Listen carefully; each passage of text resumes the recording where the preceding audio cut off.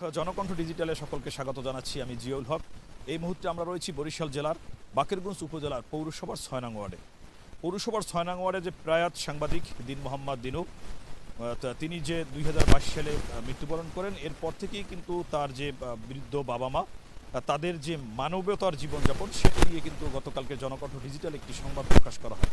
সেই সংবাদটি প্রকাশ করার পরেই কিন্তু বাকেরগঞ্জ উপজেলার যে নির্বাহী কর্মকর্তা রয়েছেন রুমান আফরোজ, সংবাদটি তার নজরে আসার পরে তিনি কিন্তু আজকের সেই উপজেলা প্রশাসনের পক্ষ থেকে যেই অসহায় বাবা মা রয়েছেন সাংবাদিক দিন মোহাম্মদ দিনুর, তাদের পাশে দাঁড়িয়েছেন এবং তিনি কিন্তু আজকের খাদ্য সহায়তা সহ আপাতত চিকিৎসার জন্য নগদ ২,০০০ টাকা পাঠিয়েছেন এবং তিনি কিন্তু আমাদেরকে আশ্বাস দিয়েছেন যে তিনি তার দিন মোহাম্মদ দিনুর যে বাবা অসুস্থ রয়েছেন তার যাতে একটু উন্নত চিকিৎসা করা যায় সেই ব্যবস্থা করার জন্যও কিন্তু আমাদেরকে আশ্বাস দিয়েছেন।